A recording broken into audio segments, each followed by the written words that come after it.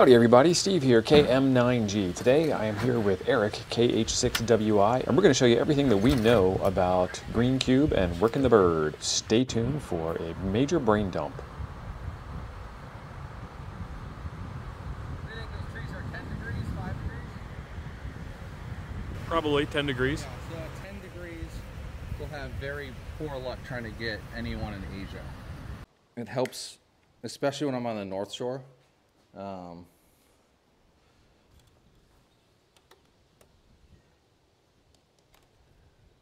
So that's for cat control? So this is for cat and for sound. So for Greencube, because it's digital, it's packet, but think of it kind of like FT8. Right. I'll plug this in backwards. So there's a program that takes the audio file, or the audio from the radio, and then turns that into the actual data. What frequencies are we running on Greencube, do you know? 435, 310 is the center frequency, so 70 centimeters. All right, so the rest of this gear is for the linear and FM satellites for voice. So for Greencube, I don't need the headset, and this other antenna is for the other satellites. So I basically like to use a little bit different setup for each. On Greencube, I like to keep it as simple as possible. And then what's the control box on the bottom of the tripod here? So that is what's called an LNA, a low noise amplifier. Okay. So what that is, it's a receive preamplifier. So because it's UHF and it's essentially a weak signal, what that'll do is give you about 20 dB of gain when you crank it all the way up on your receive. You have to be careful when you get one of these though. Not all of them are rated to put power through. I think this one's rated for 100 watts. The 9700 on 70 centimeters will only do 75 watts, so you can put power through this one. This one's from SSB Electronics. Okay. And this is my hacked together special. These are RAM mounts designed for like roll bars. Mm-hmm. So it gives you easy access when you need to readjust. You just nice.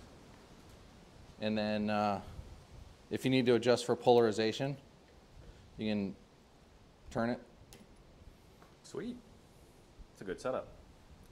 It's taken quite a bit to find what I like the best, and this setup is actually one that I found these in my garage on my I have a bunch of RAM mount stuff for my old dirt bike for like mounting phones and stuff. So I was going through some parts and I found that and I was like, hey, this will work great. Definitely. Yeah, I've had a lot of success with RAM mount stuff over the years. I just keep moving it from one thing to another. Yep. It's an investment. I tried using some 3D printed stuff on camera tripods, but with this size antenna and the weight, they kept breaking. So, and this coax, it's a little bit long for my liking. It's also a little bit lossier than I'd like, but because this rotates around,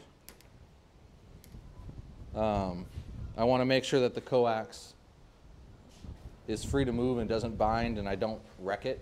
Right. So this is Ultra Flex 7 by M&P. It is maybe a little too long, but it gives me the flexibility, especially if I'm in a spot where the horizon's kind of low. You can raise up the antenna and make sure that you have, you know, enough slack. Running the ICOM 9700, and we have no internet. This should be fun. There we go. I hear it. All right, so it's a little more in the trees than I would have liked. Let's turn. No, that's too much. All right.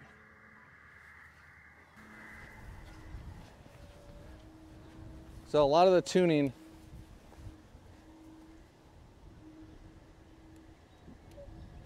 I just kind of do by ear whether or not the signal sounds better.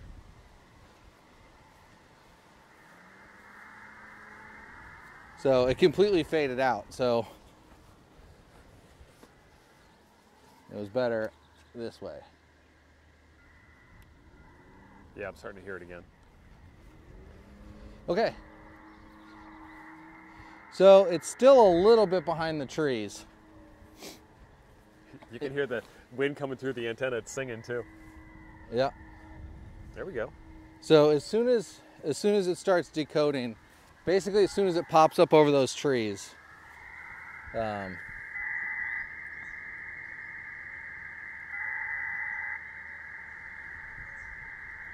gonna adjust this a little bit.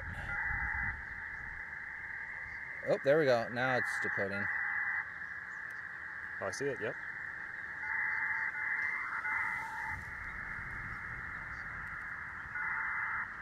All right, yeah, so I have people calling me, even though I've not called CQ or anything, because they were expecting me to be on since I announced. Basically, I told them, hey, I'm gonna be on.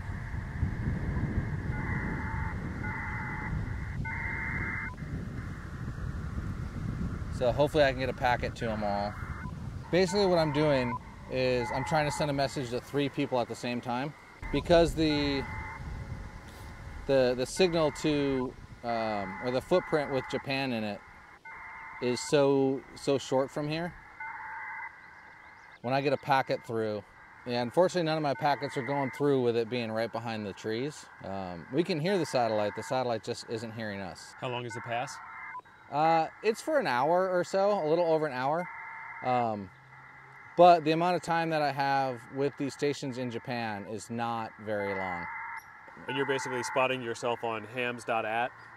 Yeah, so that website basically announces that you're gonna be on.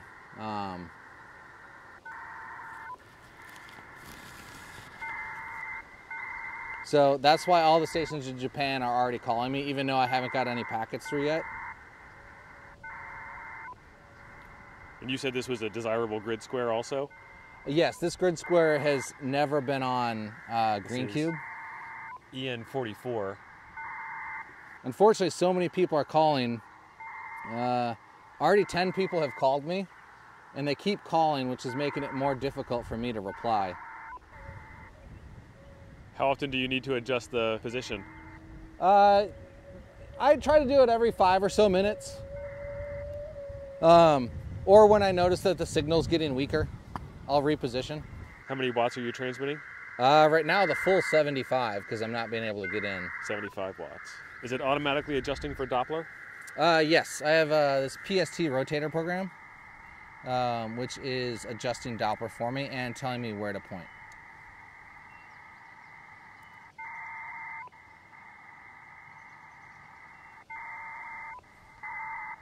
So you can see when I transmit that the radio Automatically changes band frequency. Yep. Not band. So basically, I'm listening above the center frequency, and I'm transmitting below the center frequency. Okay, it is at 22 degrees. That's about 22 degrees.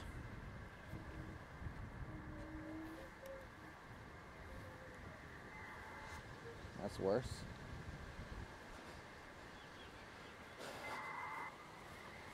So the polarization is good because the loudest signal is when I have it horizontal like that right now.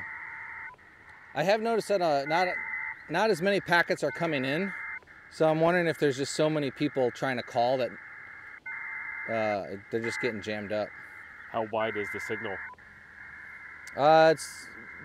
It's a upper sideband, so it's under 3 kilohertz. So every line in blue is someone calling me.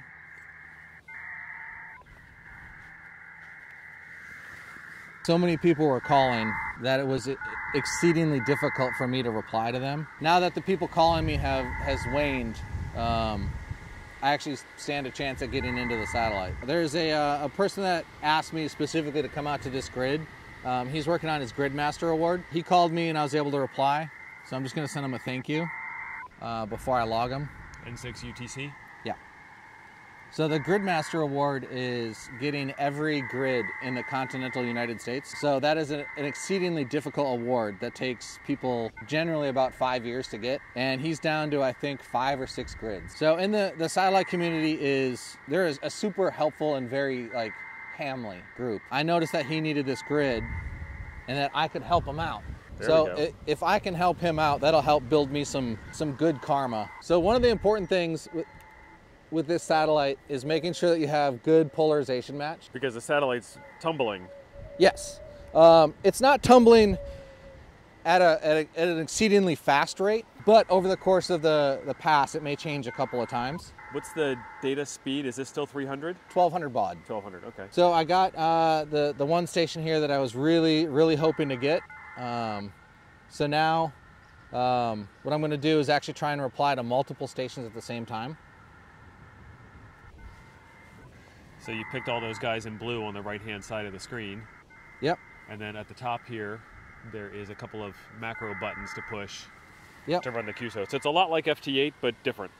Yeah, it's essentially, think about FT8, but over a packet. So I have that one button that basically says Roger, EN44, Wisconsin, Right. 73. So, and the reason why I put the grid and state in there, even though I'm not calling CQ, is this way someone who hasn't seen me transmit, they see me calling the other stations back, but then also know where I'm at if they haven't seen me before. So this is an exceedingly busy pass, especially for a Wednesday morning. So we're definitely struggling to get digipeated. And don't let the fact that there's gaps in the downlink lead you to believe that people aren't transmitting at that time. What'll happen is the packets can actually clash. So if I'm transmitting and someone else is transmitting, the satellite might not be able to make out any coherent signal. There goes the wind. It's been a beautifully windy day today. Okay, and So the two signals mix and the packet isn't understood, so there's no repeating of the corrupted packet. Yep.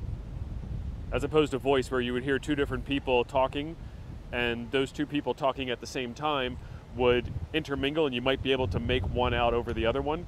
In packet, it's just complete nonsense, and the repeater has nothing to repeat. And because the signal is actually, the packets over sideband, the packets will mix and make it really difficult for it to understand. Right. The antenna, the reflector's a little bent, but I think I bent it back good enough. Yeah, SWR is still good, so. When I sent a packet to all four of these people at the same time, the packet basically went through to everyone, and this check mark basically came back. If you're connected to the internet and they're connected to the internet, the QSO still happens over RF, but essentially what happens is their computer will communicate to this Oscar Watch server that's up in the internet, and it'll say, hey, I heard Eric, let him know. And that way, with how this packet system works, I know that I can stop transmitting to them, Right. and wait for their reply. Right. That's awesome. Otherwise, what can happen is I'll transmit to them, and I don't know if they've heard it until they reply. And I can still be transmitting as they're telling me, hey, thank you, I heard it. And you're talking over each other, not hearing each other. Exactly. All the principles of a valid QSO still need to be made. Right. An exchange of information, call sign to call sign, and an acknowledgement of a QSO. Right. So, You said you transmitted to 4 different people at once. Was that 4 separate packets or one packet with 4 pieces of data in the payload? one packet, and in the to field, it just puts all of their call Okay. signs. So that's very efficient then. Yep. So just sent it here again. So to 4 new people, and all 4 received it again. Excellent. There are some people who don't like that you can connect this to the internet, so they won't, because they want it purely over RF with no assistance. Right. Yeah, it's. I mean, I'm not one of those people, but I get that. I understand the validity of their concern. And I think it's more neighborly to do it over the internet from what you described. Because I'll stop shouting at you while you're shouting at me so I can hear you. exactly. But I mean, that's like working QRP versus working with an amplifier. It's a different challenge. And you can kind of think about it like doing FT8 with the help of PSK Reporter. Here, there's one of the people that I sent to is not connected to the internet. I don't know if he heard me until he replies. So right now I'm just kind of waiting for his reply back. What is this graph at the top of the screen here? So that is the signal quality. So below the bar is bad? So the red bar is the average. Okay. You really want 100% quality. So you can see here all the latest packets after we repointed the antenna. Basically, if you have 100% and you look on your S meter on the radio, so I'm getting about S4 on incoming packets, and that's with the receive preamplifier on the antenna and the good coax and 10 element 10 element antenna. And so on this graph, new packets are on the right side? Yes. Okay. Yeah. Over time, you can look at that, and once it starts to drop, you know that you may need to repoint your antenna. If you're operating from home, a lot of the people that operate from home will have an antenna rotator system, so it'll auto track. And what they'll typically do is they'll have polarity switching. So they'll have an antenna that's more than just one set of elements that are linear. More like this one here. That's actually a linear as well. It's just a linear on 2 meters and a linear on 70 centimeters. A lot will run either polarity switching so they can change it, or they'll run circular. And on the circular, you're never out of phase more than 3 dB.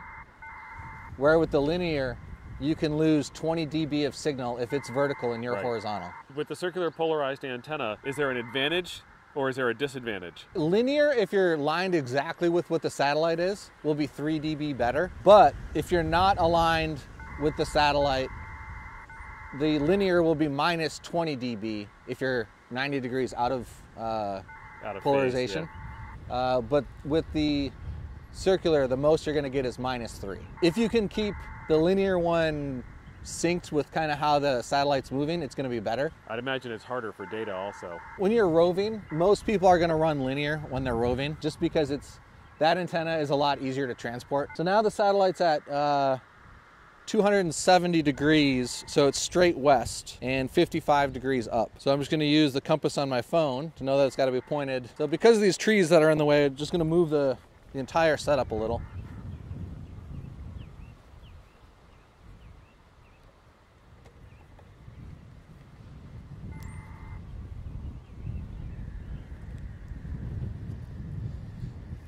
All right. So this is one of the advantages of having a 25-foot run of LMR 400. Right. I can move the antenna so it best suits me.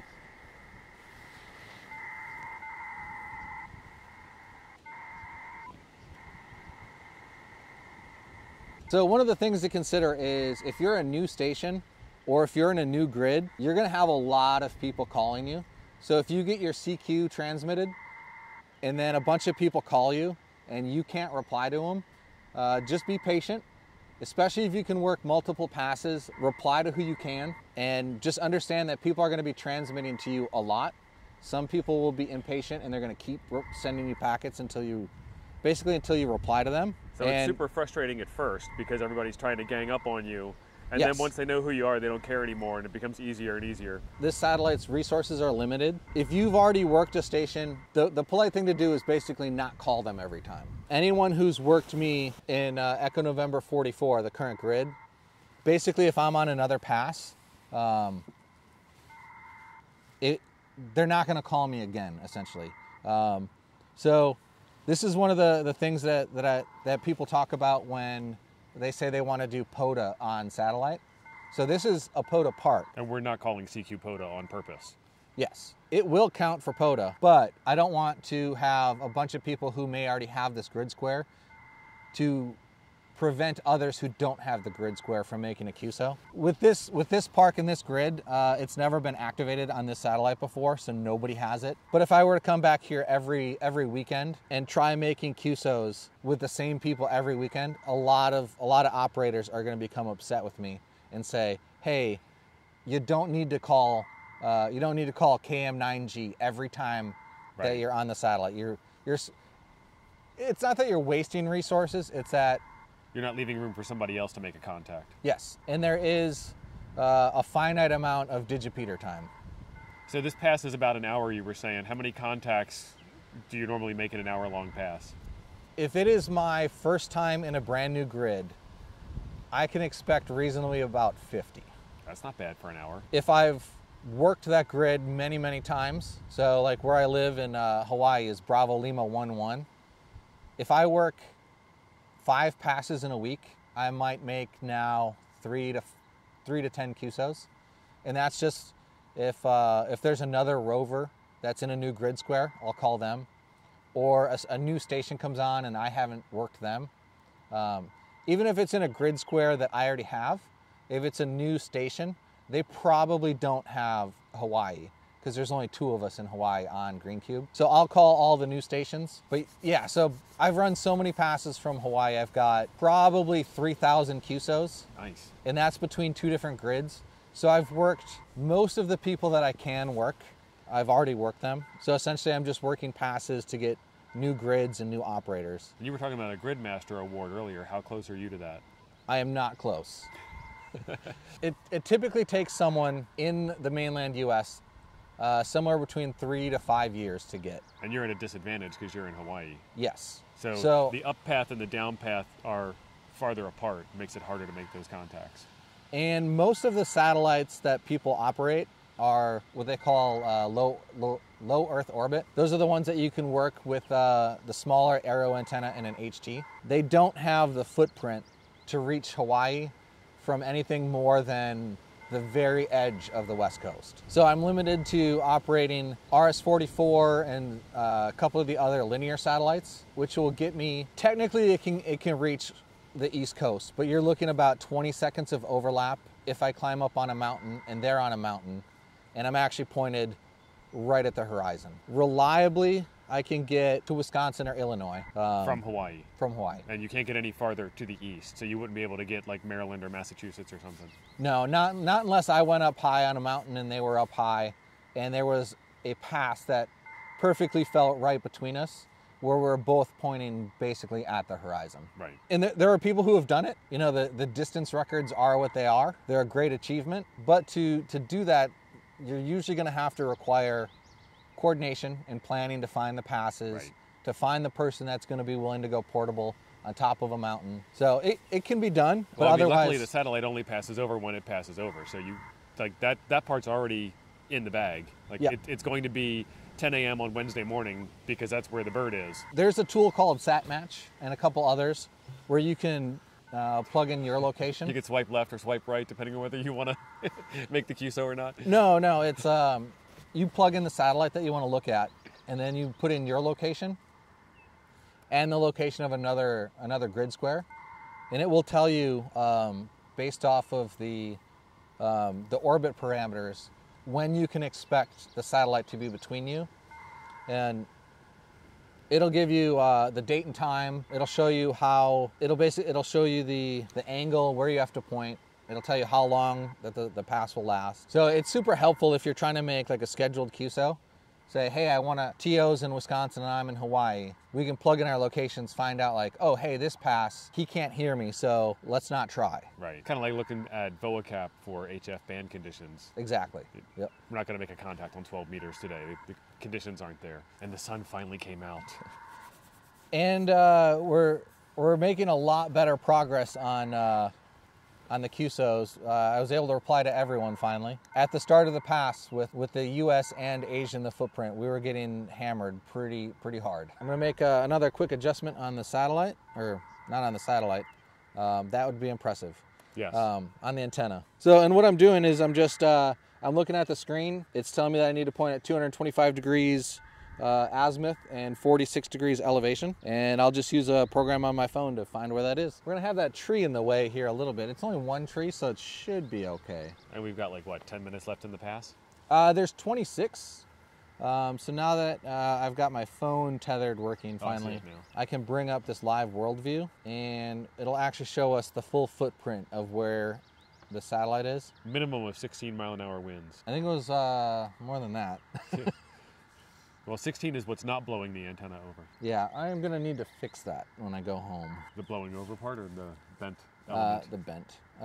So with that antenna, it's basically 2 arrow shafts. Mm-hmm.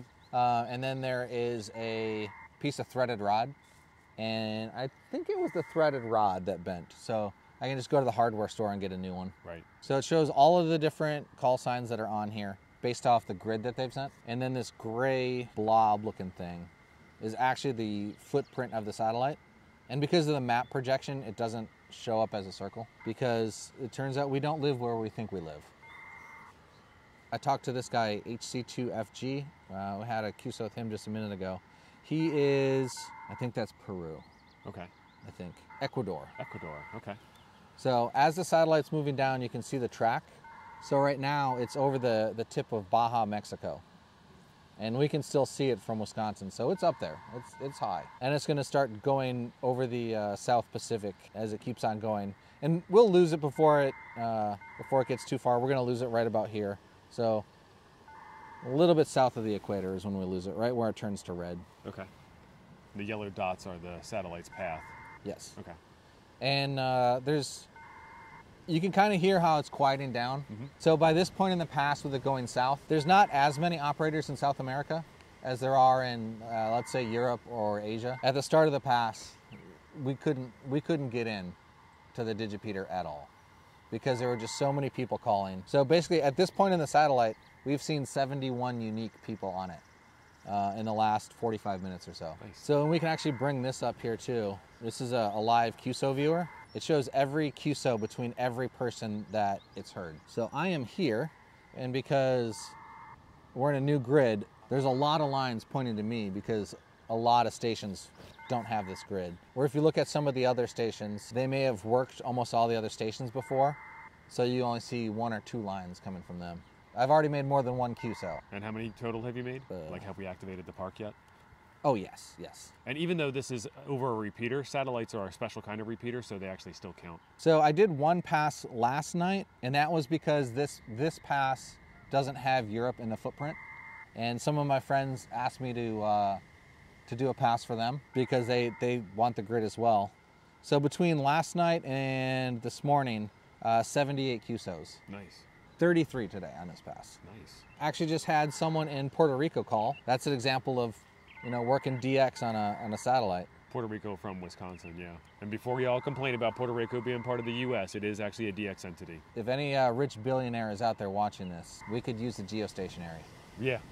It's my understanding that getting the satellites into orbit isn't the problem. The rockets need a payload of a certain weight, and we just kind of tag along on that. It's actually building and operating and maintaining operations once it's in the air that's the problem.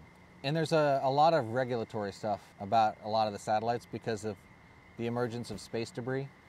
So they need to now have plans for what they're going to do after the lifespan to either deorbit it. I don't think any of them are planned to go into what they call a graveyard orbit, but basically after the satellite's outlived its usefulness, they either have to re-enter it back into the atmosphere for it to burn up or push it so far away from Earth that the odds of it hitting anything, or even if it does hit anything, the odds of it causing any damage to anything has to be extremely low. Space garbage collection.